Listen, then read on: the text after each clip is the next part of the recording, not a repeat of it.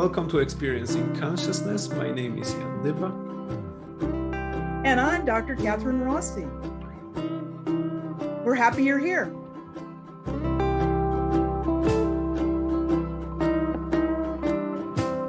Hi everyone, welcome to another episode of our podcast. Today we are here with Dr. Catherine Rossi and with Linda Hamilton, a specialist from addictions. And we're going to be talking and continuing our topic of addictions. Are we? Absolutely. So, Linda, I want to introduce you first. That there's some people you meet in life, Jan, that are so unique. They're so special. They're so one of a kind. And that is who Linda Hamilton is. She has a brilliant mind, but it really springs eternal. It springs from within. And she's really well studied on addictions, but she has such a unique take on it. And she has amazing success in helping people to overcome. And sometimes it's in an instant. And so it's this good-natured person who has this depth of understanding and connection with people that seems to help them move away from their habits and their pains. And so that's how I would describe my dear friend, Linda Hamilton. So Linda, I'm curious, how did this happen? How did you get involved in addictions? Well, I guess we would start with my own addiction, right? My own addiction, my alcoholism, which goes back 40 years ago, and getting sober and really moving into what I didn't realize was more of a spiritual realm. And from there, I began to, just study everything I could on addictions, get my license to do this, those various things. And as I was going through that process, which is a long process, it doesn't just happen overnight, I began to experience many, many things on a spiritual level that were quite surprising to me, right? And they began to, I began to utilize them with my clients. And the next thing I know, things would begin to happen where they would stop smoking in 1 hour. Wasn't even an hour. Might have been 15, 20 minutes. And they'd walk out of my office and never smoke again. So it's been an interesting journey over the last 40 years. I think the real key to my success, if you call it my success, is the client's success, actually, is the aspect of spirituality and bringing that into addiction and addiction healing, that kind of thing. How do we heal addiction? Is that possible? I appreciate that you use the term healing versus recovery. And I really enjoy that. But I remember you telling me one time that there you were, that, you were young, you had children, you needed a job, you never drank, but you got a job at a bar. And then you proceeded to become an alcoholic. And then one day you were sitting there at the bar and an epiphany happened. Yes, and that epiphany, I think, is really what changed everything for me, right? Because in that epiphany, I was sitting there and I was quite intoxicated. I don't mind saying that, I heard a voice, and the voice was like in my chest. Now, this is very strange, and the voice had great urgency to it. And the urgency was, I got to get out of here. I got to get out of here. And I heard it in that tone. And I could feel that. And so I turned my head to speak to the man that I had married in the bar, who could feed my kids. And I said, I got to get out of here. And he said, I'm not going. At that moment, my stool swiveled, my feet hit the floor, and I headed for the door, which is a big red drape. I pulled that drape, and I was just really blinded by the light, because the bar was all dark inside. So it took me quite a while to find my car to get home. And that was it. I remember that night shaking my fist at God in the rain, saying, you better do something. I didn't know it had already been completed. And so I never went back to the bar again. And after a period of time, I decided that maybe I would go to what was called the Volunteers of America, which was a detox. And I would see if I could be helpful there. Maybe if I could get sober, they could get sober. That was my whole idea. This is, like I said, 40 years ago. And without an education back then, you didn't have to have an education. You had to be sober. That was the key. And so consequently, over a period of time, they ended up hiring me to give these classes, which I called dynamic living. I made them up because we didn't have anything back then 40 years ago to say, okay, here's how it's going to go. So I made up what I called a dynamic living course. And some of the clients in that course followed me for the next 30 years. Wow. They still are in touch with me. So it was a really pretty profound time in my life, right? And things began to happen from there. Working as a counselor and running these group classes out of nowhere, just off the cuff all the time, trying to figure it out. And then from there came an idea that I would like, and I don't know why, but I would like to have a restaurant. And so I was standing there one day talking to my boss, and she said, well, what's new for you? I said, well, I'm thinking about opening a restaurant. And she said, how could you do that? I said, I don't know. I said, I've got 2 nickels and 4 kids. And she said, well, what do you think it'll cost? I said, well, I imagine it would cost about $5,000. But like I said, I got 2 nickels, 4 kids. I've got nothing. And at that moment, this was another pivoting event. There was a stranger standing across the room. And he looked at me and he said, I think you could do it. I'll give you a check. And Wow. I looked at him and I said, who are you? And he said, it doesn't matter who I am. It matters that you can do it. I believe in you. And he reached in his pocket and wrote me a check for $5,000. And that began the period of my time. The restaurant was called My Little Cafe. And everybody who worked there was an alcoholic or an addict. And the community somehow became to like us, and the community became involved. And so that was another little pivoting point where something happens out of the ordinary, right? Just like sitting on the bar stool, that epiphany, I got to get out of here, that intense urgency to shift, to change. Well, and that permeates the work that you do, that you look at people and you're fully expecting them to change without pushing, but it's in your heart, it's in your soul, it's in your mirror neurons when you're looking at somebody. And that's why I was so interested in like the characteristics of you and how you got to where you are, because ultimately what we bring to the table is ourself. We can come with a lot of book learning and, which is really good. And I really appreciate that. But what you're bringing to the table is exactly who you are. And I know that you often begin with something called the present moment goal. Yes, that also was another moment that was rather epiphanistic for me. Mm-hmm. Was when I realized that all goals are put in the future. And they're not only put in the future, they're like a carrot at the end of the horse, and the horse never gets the carrot, right? But it gets him moving all the time.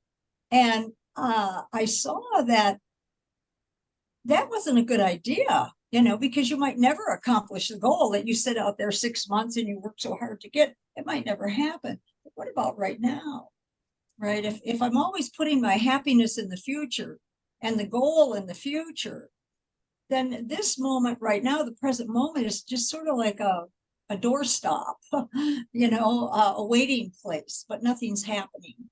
So that's where I came up with what I call the PMG, present moment goal, and how to achieve that, to consider what is the outcome you want to have happen right now, which is difficult for people because they do have their goals in the future. And so to orient them into the present moment is, what is it you want right now? Well, a lot of times they will say something like, as soon as I get X, I'll be happy. And I have to back them up. No, come right here. What is it now that you would like to have happen? And sometimes they'll come to, okay, I would like to be happy. Oh, okay, that's a good. Now, why would you want that? And usually that establishes the purpose for wanting what they want. And they can then come to, well, it'll help my family. It'll help me if I'm happier. The world will be better if I'm happier. And so then my next question, because it's 3 questions, is what has to happen for that to happen? For you to become happy now, in this moment, in this present moment, what has to happen for that to happen? And inevitably, they will say, oh, well, I have to let go of the past, or I have to let go of an angst that's bothering me, or a fear. I have to let that go. And then I say, well, okay, 4th question, can you do that now? Can you let that go now? And almost inevitably, they all can do it. They all can let it go, and they can experience the present moment and be happy, right? And so that takes some training, to get used to doing that, because we're so used to living in the future and based on the past and how horrible the past is. And if I don't pay attention, I had a man last night tell me in group, well, I have to focus on the past, because if I don't focus on the past, it's going to happen again in the future, and I can't stop that. So, and that's, people believe that focusing on the negative of the past, and this is how I'm going to prevent it in the future. But as you can see by what I'm doing, is I'm looking here and I'm looking there, but there's nothing here.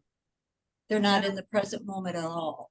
So getting them right here is my first goal, to get them right into the present moment. So don't you find that unique, Jan? Well, yeah, I mean, I've got a few questions, but I'm gonna be throwing them in a stepwise fashion. Okay. So I'm kind of interested with this guy because that's actually a good example of to ask you something more about this setting up a goal and those questions. So if you would like to put him into the present moment, his present moment goal would be to start getting ready for the future failures. That's what he wanted to do. No, for future failure, no. Maybe I misunderstood. So because he was afraid. So that's how I understand it. He was in the past because he was afraid it will happen in the future. Right. So his goal was, at least from what I understand, to secure his future from being equally messed up as his past. That was his initial goal. So what would happen? So what would happen if you ask him, okay, so what is your present goal right now? So what would you like to do right now? How do you? If I was asking him that, what do you think would be the answer to that question? Well, in most cases, they will still go to the future. It takes a little bit to orient them into the present moment, into, well, I would like to be happy, or I would like to be free of addiction, or I would like to experience just relaxing for the moment. Right? Most people's goals are about getting something, right? In the future, they want to get something. And maybe they want to be, I had a person just yesterday say, well, my present moment goal is to be sober. And I said, well, are you sober? And she said, yes, I'm sober. I said, okay, so you've already achieved your present moment goal, right? And she was like, oh, yes, this is what I want for the present moment. I want to be sober and enjoy my moment. So it turned out she actually wants to be sober, but she really wants to enjoy her sobriety, right? Not be afraid of, oh, because I drank in the past or I used drugs in the past, I'm afraid it's going to happen in the future. So she couldn't enjoy her sobriety that she was having right now. And that gave her the moment to just enjoy, I'm sober now. I can enjoy this now. And that took away the fear of the future that she was dealing with. Yeah. Okay.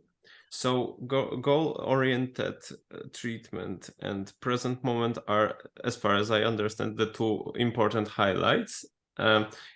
Is there anything else that is, in your opinion, a key ingredient of a good therapeutic session when you work with someone who has a difficulty with addiction?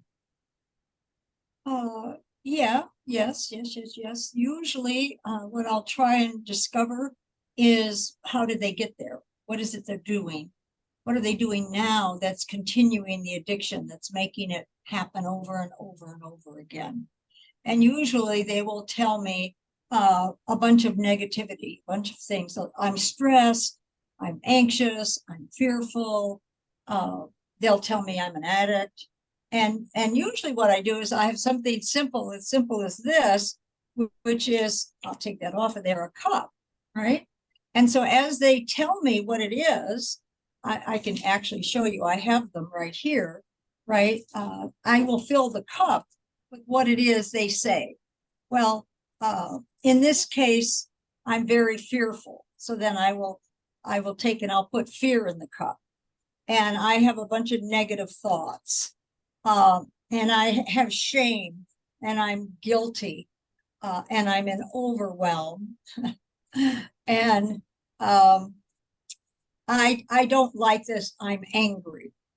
Right? And I say, oh, okay, well, how often do you sip from that cup every day? Well, I drink from the cup all day long. And I said, well, that's got to be terrible. What do you think we could do to change that? What would be an idea? What would you want to do with what's in the cup? And invariably, they will say, well, I would like to dump the cup, and which is logical, it's toxic, that kind of thing. And so then I dump it and I say, okay, now you've dumped the cup. Now what? And they go, oh, I feel such a relief in that moment, right? Because the cup is now empty. I feel relief.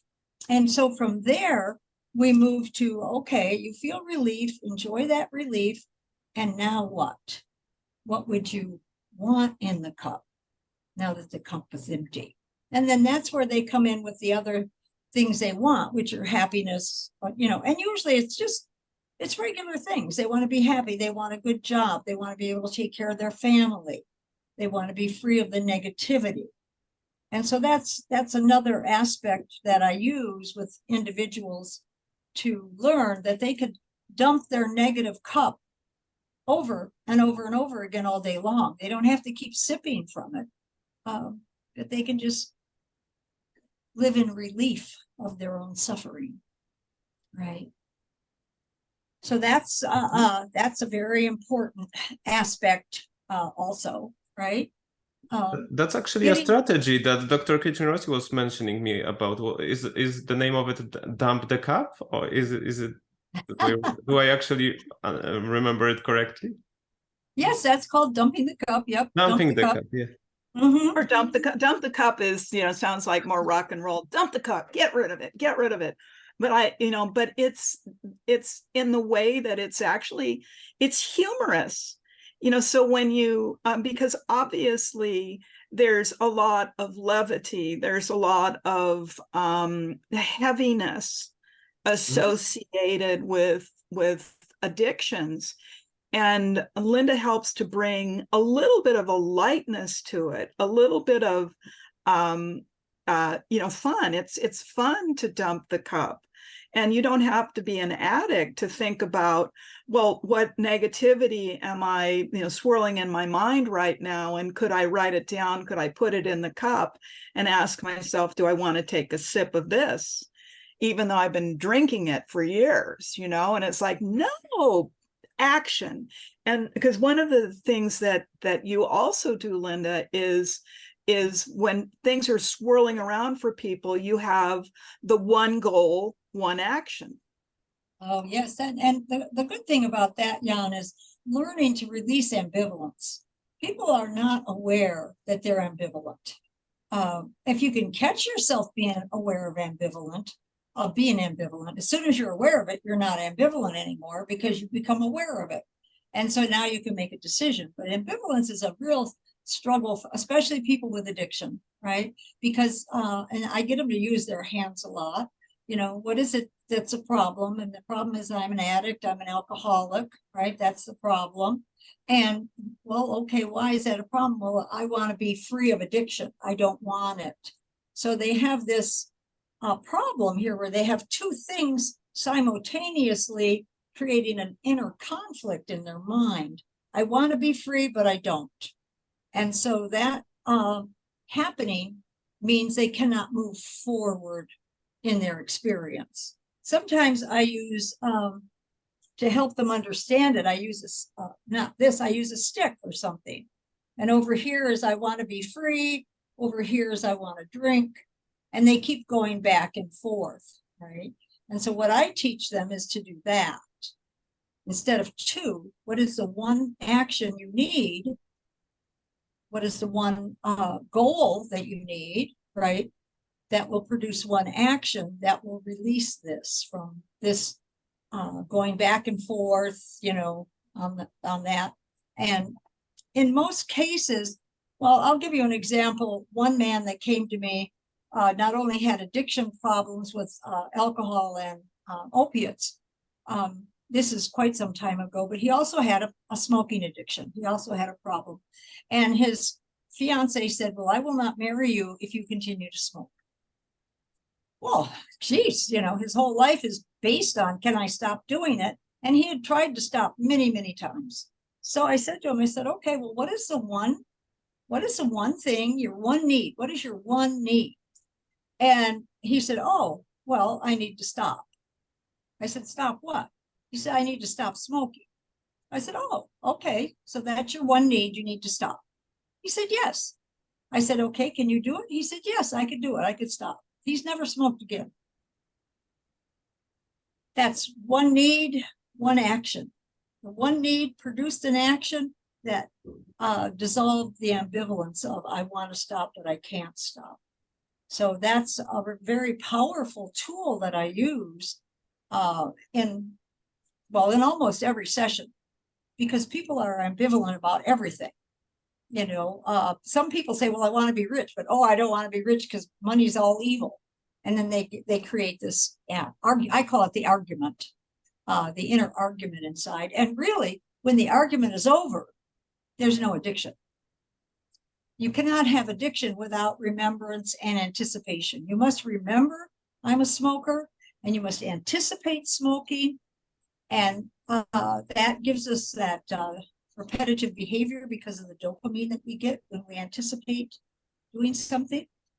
So it creates a habitual addictive behavior of constantly remembering I'm a smoker and anticipating that next cigarette. And it could be anything, it doesn't matter. It could be alcohol, it could be drugs. Remembering I'm an addict. You know, in our world, we're taught to remember that. You're taught to say you're an addict. You're taught to say I'm an alcoholic. And that puts up for me, that's a danger zone to be repeating these kind of things. I see alcoholism as a defense, not as a disease.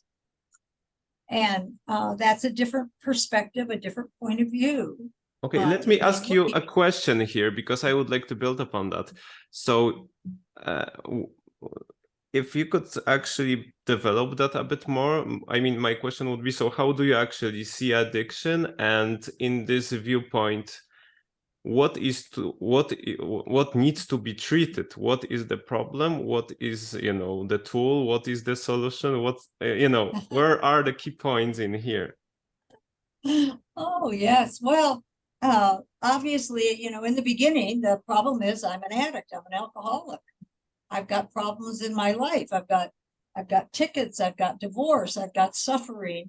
Now, that's what they tell us, right? And so, because I have all these problems, the only way I can get help is if I have a sip of alcohol, or if I take a Xanax or something. That'll do it, and I'll have freedom, right? And of course, what happens is it doesn't go away as soon as the Xanax or the alcohol or whatever they're using is gone, the angst is still there.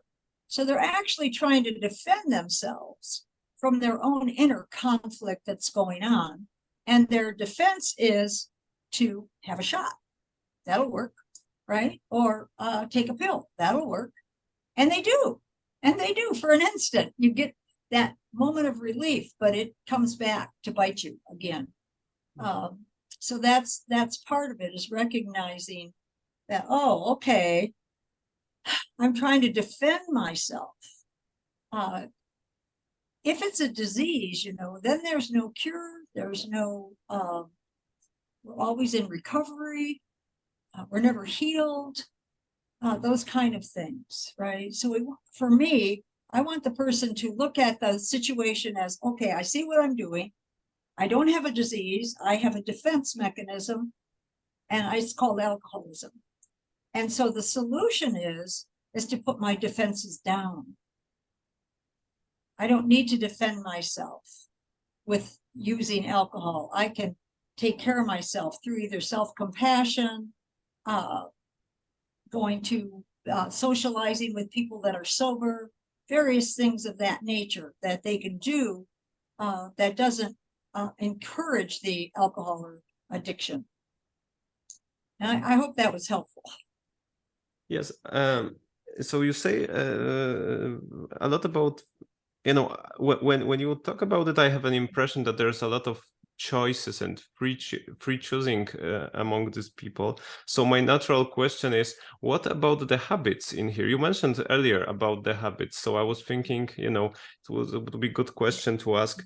How do you deal, and what are your reflections on the habit and the treatment of habits in the treatment of addictions?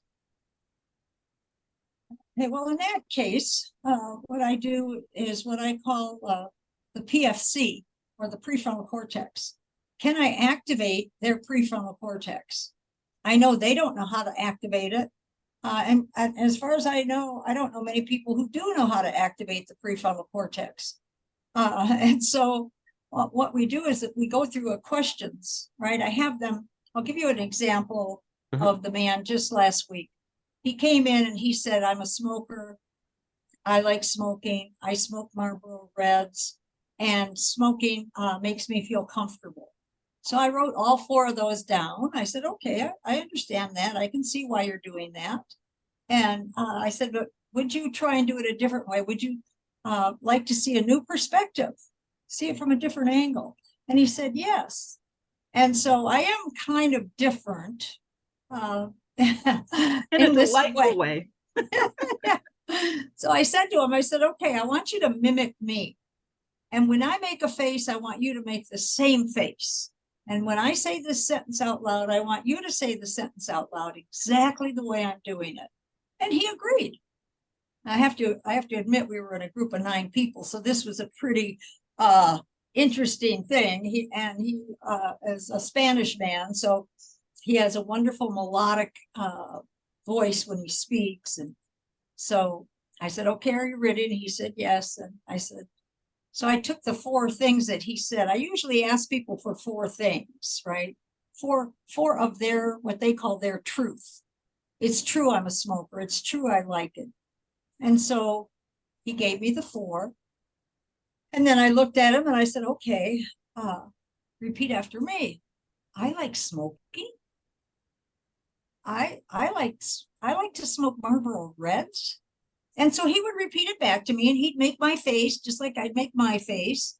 And we went through all 4 questions, but I did it 3 or 4 times. And then I would switch the questions around such that he was really quizzical. And then all of a sudden he went, oh, this is disgusting. Smoking is disgusting. And I went, oh, bingo, there we are. Because that dissolved the 4 truths that he said were true, right? The truth really is, and it came from within him, not from me, right? That his behavior was disgusting. And so far, now that's only been Wednesday, and I don't, he hasn't smoked since Wednesday, but this is only, Saturday. Maybe he will. Maybe he will, maybe he won't. I don't know. I'm just going by in the past when I've done that with people, they've walked out the door and never smoked again. Or vaped, or even dipped tobacco, which are really, nicotine from our world's point of view is a tough thing to beat, to stop it. And yet they would walk out and it doesn't happen again. So being able to, what I call activate the prefrontal cortex, to get it to make a decision, and to make the decision effortlessly and instantly, by changing the mind from, oh, I like it, to this is disgusting. It changes from a habit to an awareness. It brings it into the realm of choice, because the prefrontal cortex is the higher consciousness. So instead of the knee-jerk reaction, when you ask people this question, how are you? And they usually say, fine. They say it so quickly that it's meaningless, because it's just a habitual response to things. And by asking, 4 questions, you start to get a variety of things, and you start to get the sense of how it is that they're seeing things. How is their habit developing? I'm always interested in how people maintain their habits. Like, even if it's a habit of depression, depression can be, a really serious illness. Major depression is a really serious illness.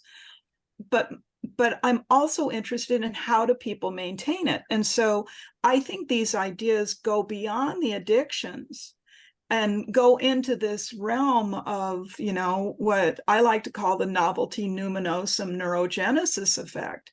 Is that when you become aware, when it becomes novel, when you can put on a different voice to it, you can play with it. So it's not the same. And I think Erickson would kind of call that destabilization. And because it is what destabilization looks like.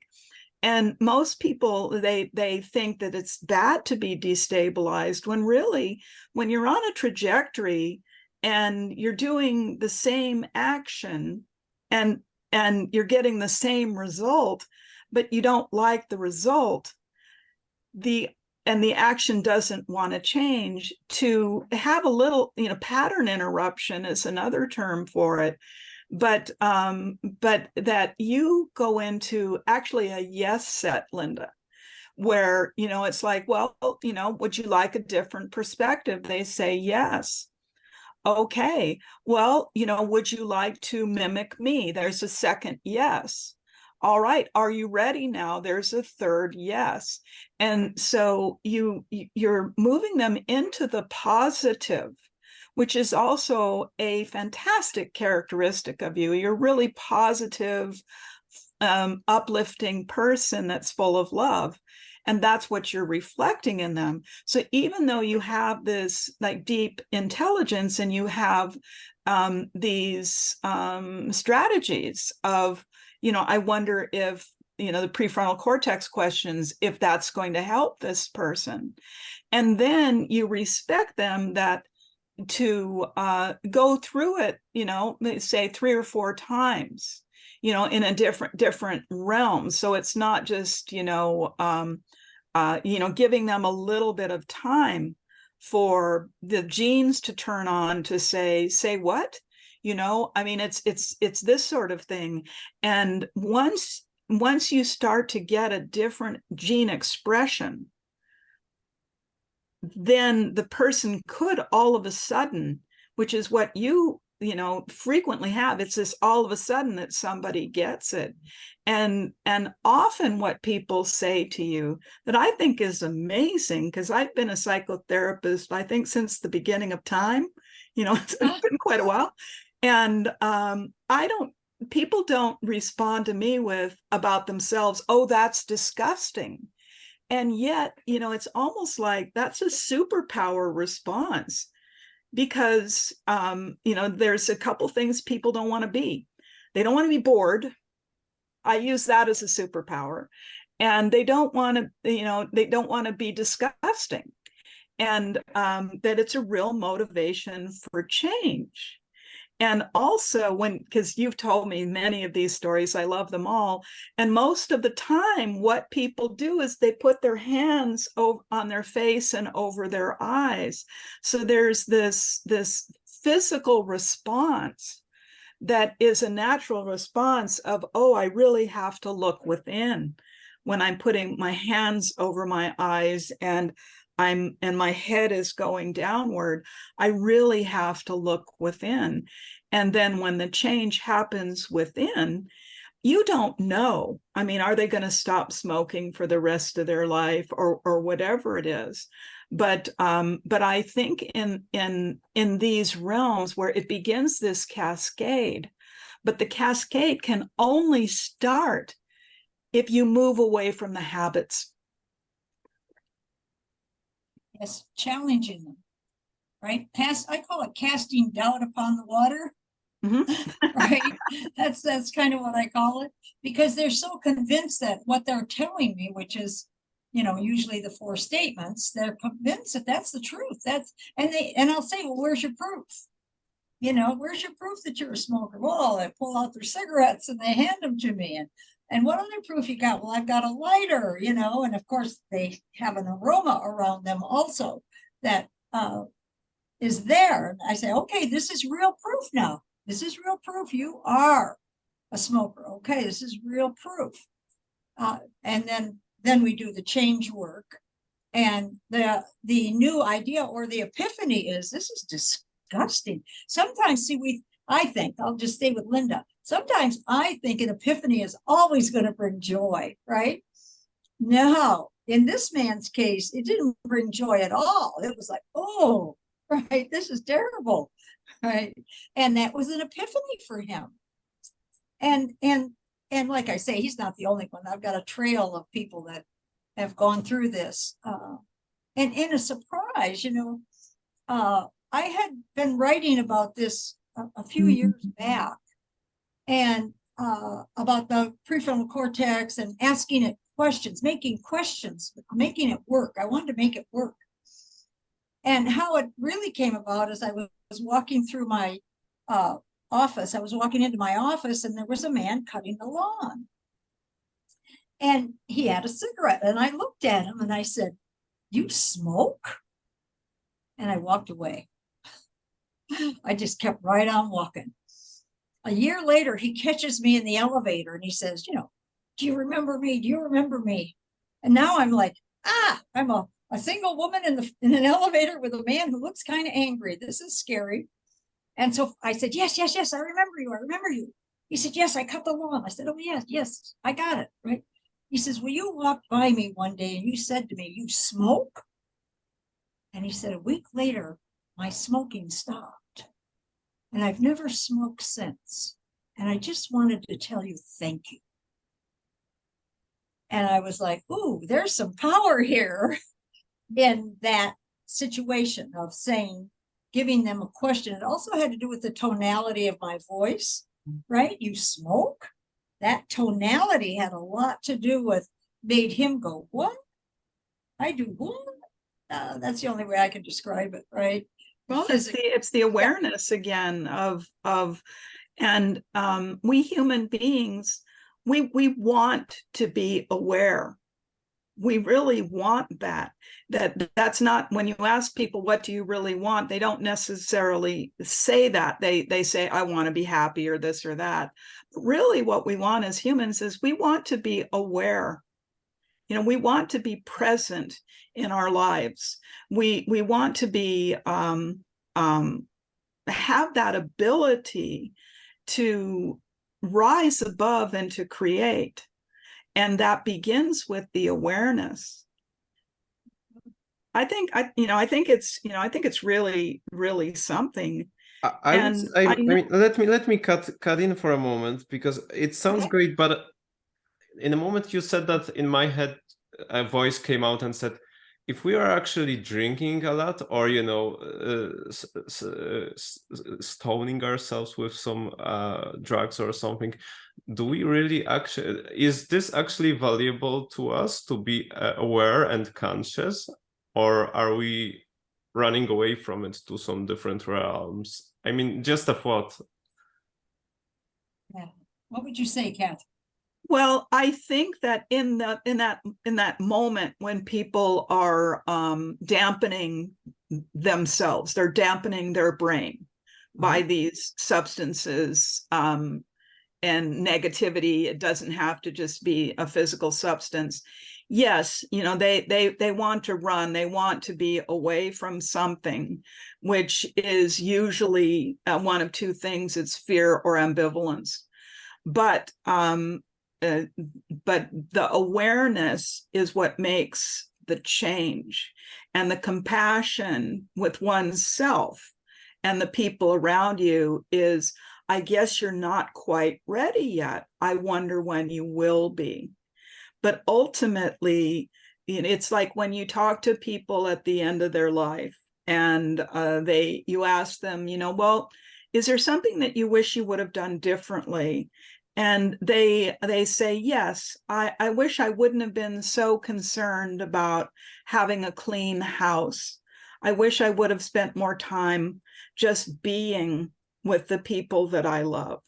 I wish I would have spent more time listening. I wish I would have appreciated more about nature. And all of that has to do with being aware in the moment. And certainly for someone who has gone down the path of addiction, they get to the end of their life and they say things like, I wish that I'm not going to die of addiction. I wish that I would have conquered it. And I know, maybe it's on a personal note, but, Linda, your son was like that. He wished that it wasn't too late for him when his liver had been destroyed and he died of liver disease. He wished that he would have come to an awareness to some of these things.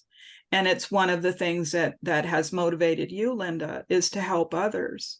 And so it's not all smooth sailing for everyone, but I really do stand behind that ultimately people wish to be aware. And sometimes when you've been around people that are really high, or they're really drunk, and they're talking philosophically a lot of times, and where it's trying to pop out. And so I find it kind of interesting. And my desire is to be compassionate, to meet people where they are, but also to see something in them that they might not be able to see in themselves. And that there is this possibility that you can be aware. And that awareness may or may not lead you down a spiritual path, but it will certainly lead you down the path of having an interesting life. And it's not very interesting dampening yourself all the time. It's really not very interesting. So that's the point of view that I come from. Yeah, it doesn't have, it's like we talked about the other day, Catherine, the man that came in to see me who's like 65 and says, all of a sudden I realize I'm the old man at the bar. I'm the old man at the end of the bar. How did I get there? Well, he got there because he wasn't aware over time of his continually going to the bar, drinking. And he says, now there's nobody there but all these young people. And he said, I can realize that some of those people are going to be like me one day. They're going to be the old man at the bar too, unless they wake up, unless they catch on to what they're doing that's promoting this kind of end result that he didn't ever want it. He never wanted it. Now he's 65. And I say, well, that's okay. Doesn't matter. We can start now. We can begin now, and life can be different. And you no longer have to be the old man at the bar. There is something that you mentioned also earlier, Catherine. There is something within each one of us that wants to be happy, that wants joy, that wants to be in community. that wants to be a good citizen. That's in every one of us. But the part of us that somehow seems to take over, that egoic nature that says, oh, it's time to party or whatever we're thinking, right? Seems to be able to run the life, run the gamut. And if an individual doesn't ever become aware of that voice in their mind, that critical voice, or that voice that issues out addiction, I want to drink, I want to party, I want to go to the bar. If they don't ever become aware of that voice in their head, then they don't have the ability to actually tap into, if you want to call it another voice. You know how we did that, they do it in commercials, they got the devil on one side and the angel on the other, right? I have two puppets over there. One is an angel and one is a devil. And I often put them on my shoulders and people relate. They understand right away. Oh yeah, I'm like that. I have a voice that says, oh, this is terrible. And a voice that says, oh, this is good. Look. And then what I get them to do is once they want to play with me and they have both the devil and the angel up there, I ask them very quickly, well, could you drop your hands? Could you drop it? And they drop it. And then I very nicely look and say, well, who are you? Who are you? Not who is this and that, the angel and the devil, but who's holding them up? Who is that person? And they're like, wow. And they said, well, I'm here, I'm me. And they're then right in the present moment. And I know they're in the present moment. And so now we're going to move from there. We're not going to go back to the old stuff. We're just going to move from where you are right now, which is here in the here and the now. And how would you like your life to be now? Right. And we move in that direction. And that's another one that's, very, very helpful. But I don't have any preconceived ideas about who's coming into my room or the problems that they're bringing me. I have to be open. I have to be curious. I have to wonder when they're sitting in front of me. I try to open my mind completely free of any kind of idea about them or what I think about them or what they might have put on the paper when they filled out their intake sheet. I set that aside. I don't even look at it. I just set it aside because I don't want anything to cloud me, right? So that I can't be completely open and present when they're with me, right? So there's really what I'm going for in those moments is no separation between me and them, right? To create a rapport and a safeness in the room that they can share whatever it is, and they do. To my surprise, things I would never expect start spilling out into the room. And so my job as a therapist is to maintain my being open and present and aware, curious with a lot of wonder. And not only am I going to do that in regards to the client, but also to any information that I need to receive that's helpful to them. Instead of my old ideas of go to an AA meeting or stop drinking, whatever you're doing. I'm open for new ideas to come into my mind that is going to be helpful to this person. And I don't know what they are, but they always show up, which is, I find very amazing. Even though I've been doing this for so long, I find it quite amazing that these ideas, I receive them from somewhere, which of course, I receive them from what I call the gold mine, and I have one right here. It's a little gold mine, and the ideas come from the gold mine. Now, most people don't think they have a gold mine, but I make sure they learn that they have a gold mine within them, and they can receive information instead of from the critical voice in their head. Or the voice period doesn't even have to be critical. Instead of that ongoing dialogue, that there's something else they can receive from that will create change, life change in the moment, right? That's another aspect of what I do besides getting rid of ambivalence, using, one goal and one action, being in the present moment. I've got a number of things that I do, but I don't know in the beginning what we're going to do. I'm just open to see what's going to bloom here in the moment. Which is also pretty important, right? Because then you can tailor the treatment to a particular person if you are totally open to whatever comes. Isn't that right? Yes. That's because there's no way to know. I'm not a Yeah. mind reader. I can't know anything. I just have to stay as open and fresh and try to be as alive and loving as possible when I'm sitting with someone, right? When they come in the room. Just like I would be with you or my mom or my dearest child, I would want to be present and open and loving. And so I believe that creates a safe space for people to enter into sort of discovering what's bothering them. Because a lot of times they don't really know what's bothering them, what's causing the uproar, right? And once they discover it, it's really not that big. It's usually some thought or some emotion that's controlling them. And so it's also good to be specific about those things.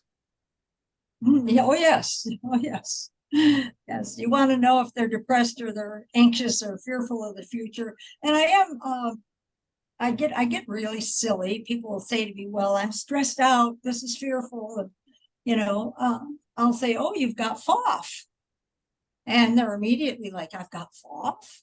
I said, "Yeah, well, you know what FOMO is, don't you?" And they'll go, "FOMO?" I said, "Yeah, fear of missing out. You know what that is? Everybody's got FOMO." And so I do this in a way that's just to lighten it up. Mhm. And so naturally they want to know, what is FOF? And FOF is fear of future, FOF. Oh, you've got FOF. Well, my goodness, that's easy to take care of FOF.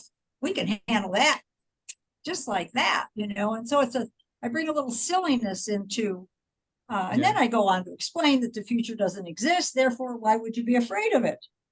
It's not there, right? Of course, we are afraid of it a lot, right? Because we're imagining a negative future. Yeah. That this horrible thing is going to happen. And what I want them to do is to let that go and just be with what is happening, which there's no threat in the moment that we're sitting together in the room. There's nothing to be afraid of. So if I can get them to let go of the past and release the future, then they're just here in the present moment, and all kinds of things can emerge that are helpful and loving. Mm-hmm. I need to ask you one more question. I mean, a few more questions, but one more question that comes to me pretty frequently recently. You said few times in a conversation that someone decided to quit their addiction, or quit the addiction and never smoked or never drank again. So my question would be, how to equip a client, or how to prepare them or work with them in such a way to prevent them from relapsing into the addiction? Do you have any hints here? Right. Well, I actually do it a little differently, right? Because I know from just doing this over and over again, they're not making the choice not to do it. Their brain is changing. For me, this is just my understanding, is that when we have an epiphany, our brain, I'm going to use the word light, our brain lights up in a new way for the new information. And then it integrates the new information. And so when it integrates the new information, it doesn't go back to the old way, because it's got this new information within itself. And so it doesn't go back. And that is what I've seen is what stops the relapse. They don't go back to, I'm an addict, I'm an alcoholic, I'm a smoker. That just sort of gets washed away. It gets forgotten. And because it's forgotten, there's no return to it. You have to remember it somewhere within yourself. You have to remember and anticipate the behavior before you're going to get the behavior. So there's actually the from everything I've seen, it just dissolves. The whole idea of an addict just dissolves, or a smoker, it just dissolves. So there is no relapse involved. That's the whole thing about understanding alcoholism or any addiction as a defense. So you only have relapse if it's a disease. If it's a disease, then you're going to have relapse. That's incorporated into it. It's incorporated in AA. You know, you go to Alcoholics Anonymous, they tell you, well, you're going to relapse. Know that, right? But it's devastating. It's so devastating when they relapse. I mean, it's just horrific. So if we can get them to put down their defenses, right, and understand that this is a defense, you're trying to defend yourself from an attack. But where is the attack? The attack is within themselves. It's not out here. The attack is within. So when they can notice the attack within and then realize they don't have to defend themselves from an attack within, they can just let it pass. They don't have to, you know, muster up an argument to try and defend themselves. They can put their defenses down. That's a great learning when you can learn to drop your defenses. And we could do, it doesn't matter, it doesn't have to be with addiction. You could be with your spouse or your dearest friend, and all of a sudden you realize that you're defending yourself with someone that you love and care about. And you can learn, at least I can, to put my defense down so that I'm not judgmental, I'm not argumentative, I'm not critical. I'm actually okay with who they are as they are in this moment. I don't have to defend against anything my mind is coming up with. And that's a real, for me, in the work that I do, that's a real important thing, is to get people to be defenseless. And that's hard. If you think about it, in a world where we spend billions of dollars on defense, and we're constantly saying the fight is never over. These kind of things that go on in our world all the time. Well, how could you ever think of being defenseless, right? Another very, very important part is to get the person to be able to see that they're innocent. They all come to me with, I'm guilty, I've done this, I need to be punished, I'm shameful, there's something wrong with me. And I go, nah, it's just not true. It's just not true. And if I can get them to see their own innocence, it's just a game changer, right? And I use, which is helpful, is compassion focused therapy with Paul Gilbert out of the UK, right? He teaches that none of this is our fault, and I agree with him. And he says it outright. You know, you didn't choose your parents, you didn't choose your name, you didn't choose anything, and you certainly didn't choose addiction. It's not your fault. This is some form of conditioning that has happened to you, and you can step away from it. It can be different. It doesn't have to be that way anymore. And so if they can see their own innocence and let go of guilt, the path opens to freedom, to sobriety. It opens right in front of them. The holding on to guilt is probably one of the worst things that they can do. That will perpetuate the addiction. Because I'm wrong. There's something wrong with me. I'm broken. And this, I believe, starts when we're little. Our parents are genuinely loving in most cases. They're genuinely loving. They hug us, they kiss us. Then there comes a point in our life where they go, you go to your room. You know better. And all of a sudden, we become a little bit of afraid of these people who love us so dearly, because we're small. We don't know what's going on. But I know that in some of those moments when I was a child, I began to think something was wrong with me. There wasn't anything wrong with me. It was just my parents wanted me to go to my room. There was nothing wrong with me. I'm okay. I'm good. And I think that's really helpful for anybody on the planet, any human to recognize there's nothing wrong with them. They're good people. There's goodness in them. And they can reach it by releasing and letting go of the angst or the guilt or the shame. Just let it go. Instead of, oh, I got to work through it. I got to find out why they did it. I got to find out why I act this way. No, you don't. Just let it go. Dump the cup. Yeah, dump. Thank you very much. Yes, thank you. Yeah, dump the cup. So those are some of the ways that I work with people. Okay. And myself. So let me summarize that with one additional question, because from what I understood and from what Dr. Catherine Rossi told me, that's putting a responsibility of someone on someone else. You are actually able to do single session treatment with these people, at least from time to time. So my question is, when someone can do it, I'm always very impressed, and I want to know how. So what do you think is the secret standing behind the one session treatments, one session cure? Are there any specifics here? Is there any secret that you have that helps you to, do it rapidly? I can say, Jan, for me, it's really if I can activate their prefrontal cortex. They don't know anything about their brain and how it works.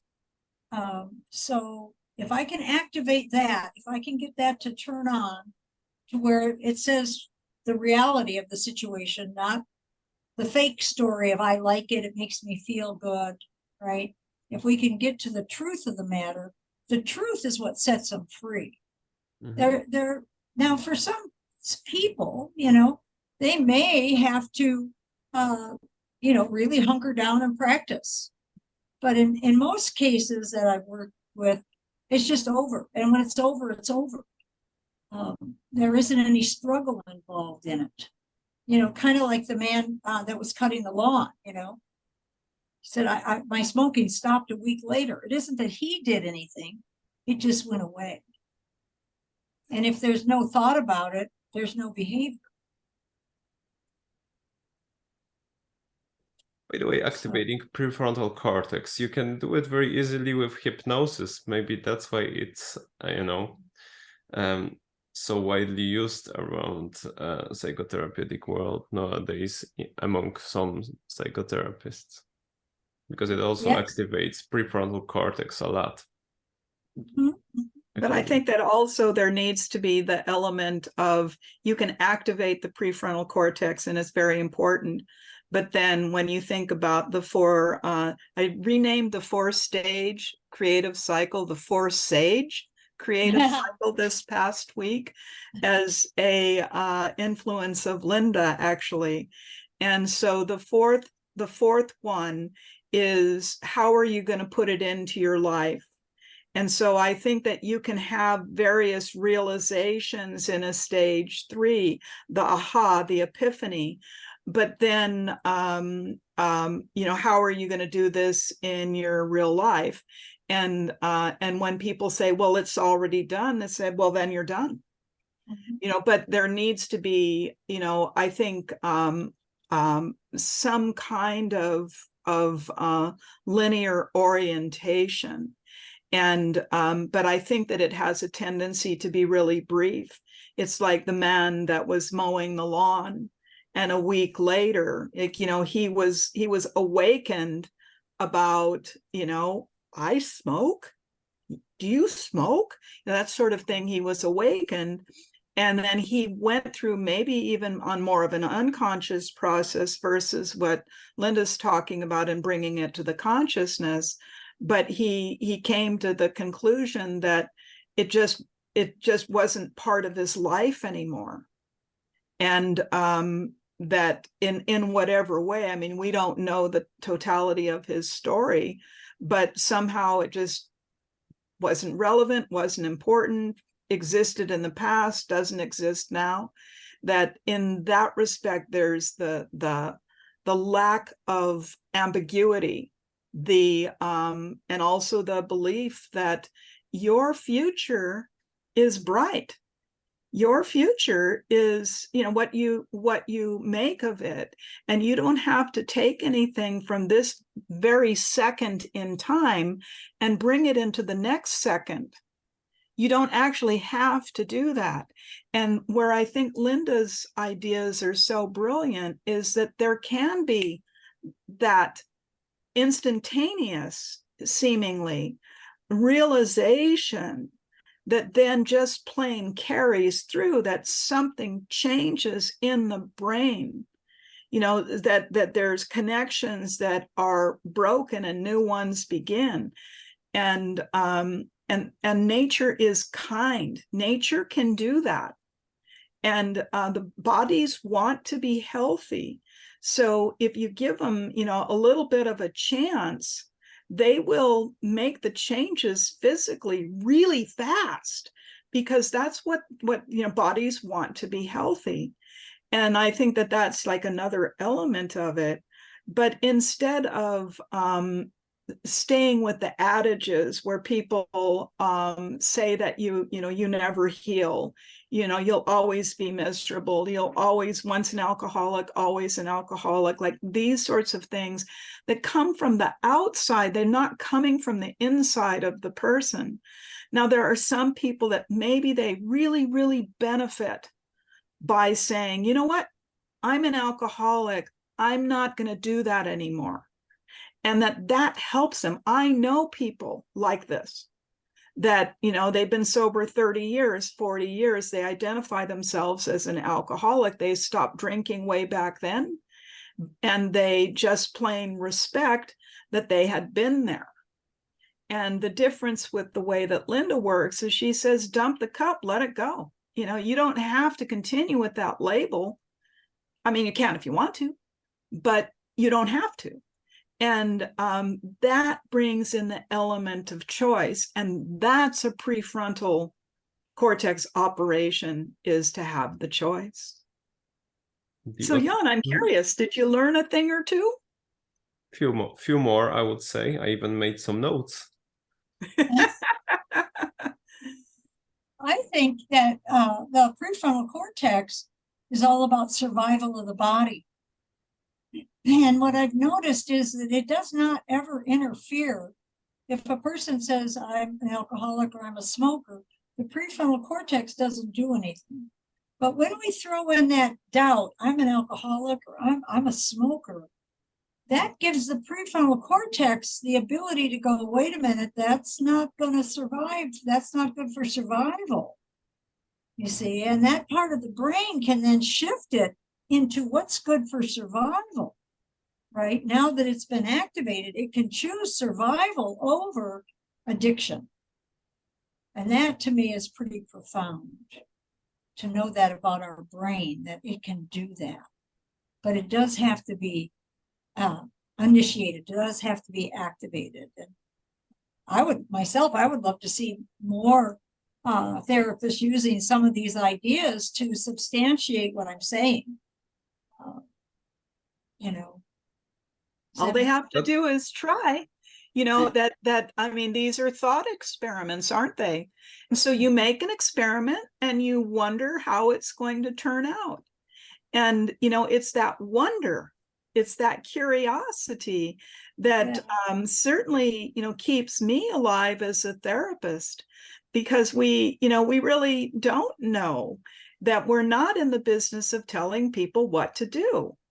We're in the business of helping to stimulate their internal selves of, so, what do you want to do? What's going to be best for you? And that's not just on a linear plane, but there's other elements within you, that, I mean, I call them other consciousnesses within you to be activated, but to certainly put in your bag of tricks that things can sometimes change instantaneously, and they can change for the good instantaneously.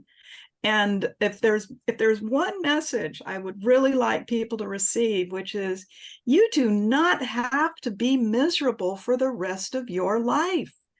You could there could be a different outcome than that. And that, that outcome is for you what you hopefully what you hope that you want to have.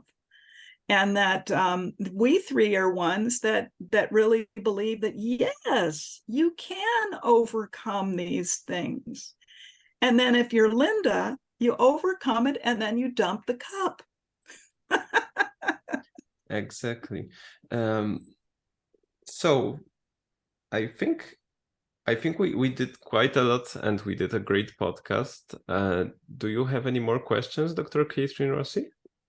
Well, I don't think so. I'm really glad for everyone that tuned in, and we try to in our mind's eye, we think, well, we'll just do 20 minutes or this or that, but the way that it works sometimes is it takes longer to experience. It takes longer to have the explanations, and the explanations in different ways. And so I really appreciate everyone that's listening. As you know, if you have comments or questions, you can send those to us, write it at the bottom of the screen, this sort of thing. And if this is a subject that interests you, let us know. And, we'll continue to see what we can do to help to create a happiness in the world and a freedom of mind. Exactly. And by the way, to all of you who are watching us, I think that Linda just invited you for a joint research project to test and some of the treatment modalities. So, if you are interested, don't hesitate contacting either Linda or us, and we'll give her all the information that you need. And, maybe some good research can come out of this. Oh, Linda, I would you like to would you like to summarize the everything somehow? Well, I'm just grateful that this happened, right? That thank you to Catherine, and thank you to you also, Jan, that we could have a chance for a bigger voice by doing the podcast, that there may be other people, like you said, that are interested, in researching some of these ideas. I would even love to do, where they put the thing on the head and they measure what your brain is doing. I would love to see what is the brain doing when we put the, use the prefrontal cortex and use the 4 questions, right? Cast doubt. I'd love to see what happens to the brain in that moment. That would be very, very interesting. Yeah. So, I think if we just continue to practice, looking at some of the ideas of how do I dump the cup, how do I stay free in the present moment? What is my present moment goal? And can I do that? Can I achieve the present moment goal? Can I let go of ambivalence?